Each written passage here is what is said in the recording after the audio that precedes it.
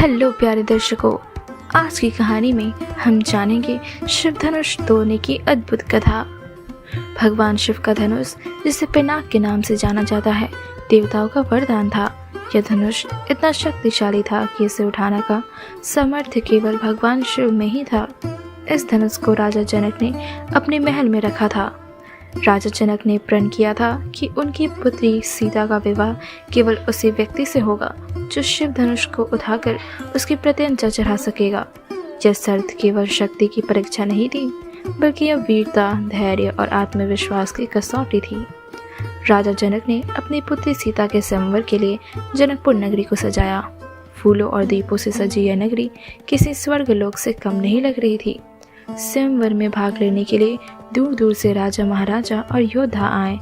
सभा में शिव धनुष को एक विशाल मंच पर रखा गया था।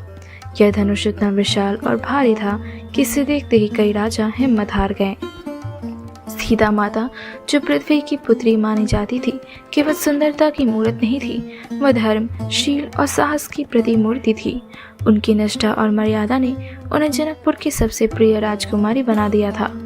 स्वयंवर के दिन सीता राजमहल की बालकनी के नीचे उपस्थित राजा महाराजाओं को देख रही थी।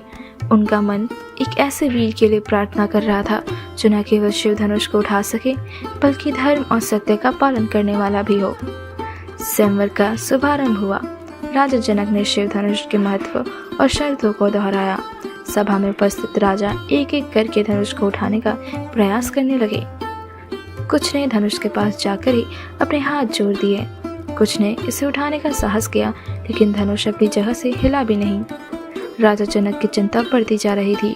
उन्होंने आकाश की ओर देखकर कहा, क्या इस पृथ्वी पर कोई ऐसा वीर नहीं जो मेरी पुत्री के योग्य हो?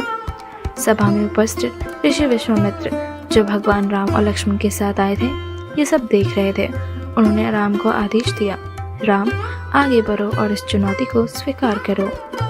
राम, जो अपनी विनम्रता और मर्यादा के लिए विख्यात थे, गुरु का आदेश सुनकर उठे। वह धीरे धीरे मंच की ओर बढ़े। उनकी चाल में आत्मविश्वास था, लेकिन अहंकार का नामो निशान नहीं था। सभा में सभी राजा और उपस्थित लोग राम को आश्चर्य और कौतूहल से देख रहे थे। राम ने शिव धनुष के पास जाकर उन्हें प्रणाम किया। उन्होंने भगवान शिव का ध्यान करते हुए धनुष को दोनों हाथों से उठाने का प्रयास किया। जैसे ही उन्होंने धनुष को छुआ, ऐसा लगा मानो भगवान शिव की शक्ति स्वयं उनके अंदर समाहित हो गई। राम ने धनुष को इतनी सहजता से उठाया जैसे वह कोई साधारण वस्तु हो।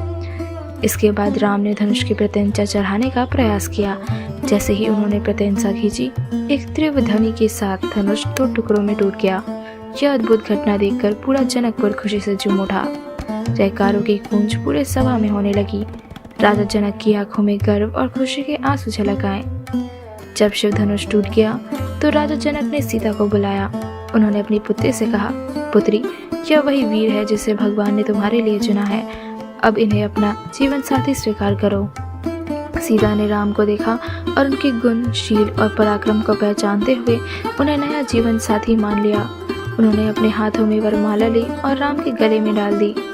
यह दृश्य इतना पवित्र और अद्भुत था कि वहाँ उपस्थित सभी लोग भाव विभोर हो गए। यह केवल 2 आत्माओं का मिलन नहीं था, बल्कि धर्म, प्रेम और सिद्ध की विजय थी। शिव धनुष के टूटने की खबर भगवान परशुराम तक पहुंची। वह अत्यंत क्रोधित होकर स्वयंवर में आए। उनका क्रोध देखकर पूरा जनकपुर कांप उठा। उन्होंने सभा में पूछा, ऐसा कौन साहसी है जिसने भगवान शिव के धनुष को तोड़ने का साहस किया? सभा में एक बार फिर सन्नाटा छा गया।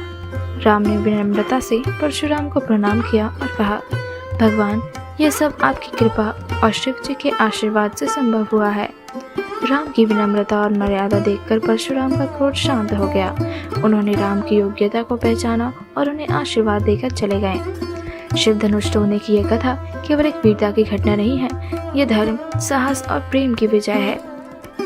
ये कथा हमें सिखाती है कि सच्चा वीर वही है जो शक्ति, मर्यादा और विनम्रता का आदर्श प्रस्तुत करे। जय श्री राम।